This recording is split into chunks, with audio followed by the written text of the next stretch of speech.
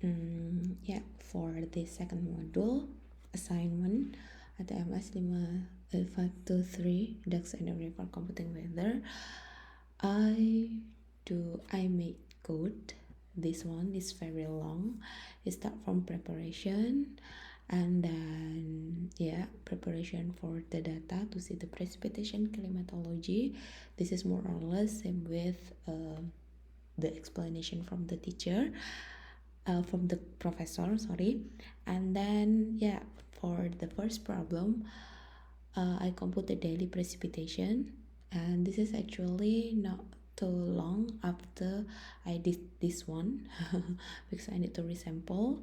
And then this one is the plot, and then the second, I need to find the precipitation that hitting and exceeding 95 percentile. To do that, I make a cumulative distribution function on GDF plot, and then make like like a line for the 95 percentile, and then I filtered out to get the days that hitting and exceeding 95 percentile.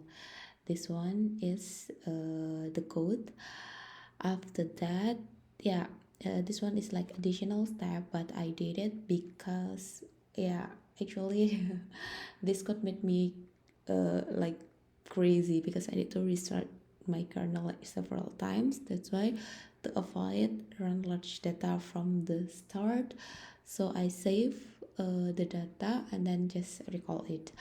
After that, number three, I create the map of composite mean precipitation for the days that that hits and exceeds the 95%. More or less is same, yeah, but yeah, same with previous. This code is need like more time because I need to resample.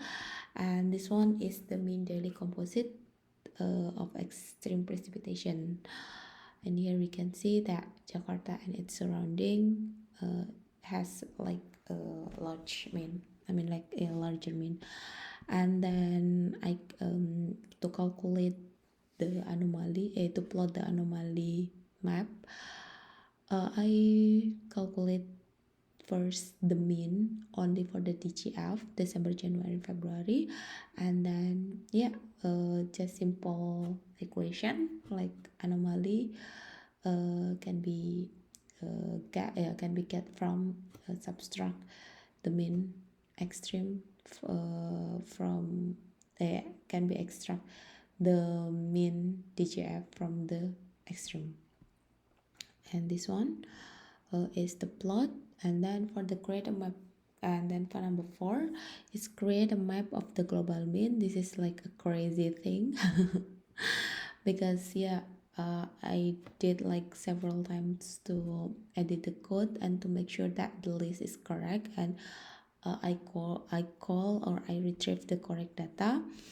More or less is same, but yeah, maybe same with before. This one is take longer to calculate the mean or the average. And for the wind speed, I use this one. This equation, like yeah, usual equation for calculating the wind speed. And this is the plot. Actually, I don't know what is meaning of contour, so I just choose the line contour for this mean field.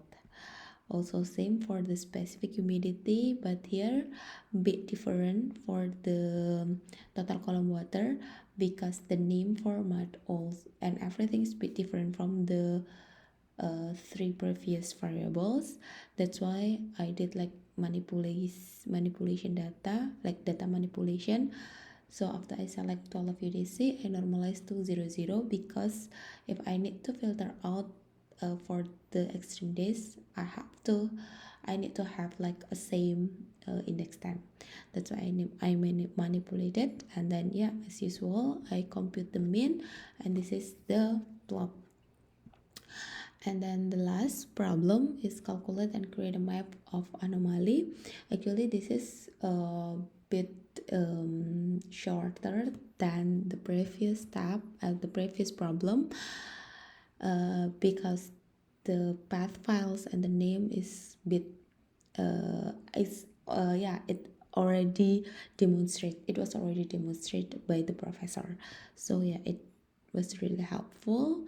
Then yeah, maybe the difference is I just to calculate the mean only for the TGF season, more or less is same. And this is the anomaly, so we can see that yeah, the wind speed at the level of 250 is way much slower. So it can be said that it support a convergence in the high level of atmosphere. And then for the humidity is same. So yeah, we can see that in Jakarta and surrounding is much more wet and contain more water vapor than the normal data. And then this one is for total water column vapor.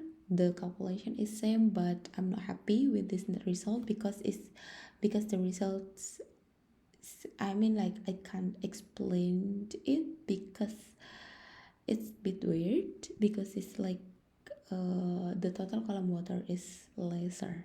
I expected it will be much more. Yeah, yeah, that's all for the code. And actually the explanation and the analysis I already made the readme. So for those who want to apply or want to collaborate, they can also read this one. And then for the reference data, I also put the DOI number here. And then full code for this one, I also attach the link. Okay, maybe that's all for me. Thank you.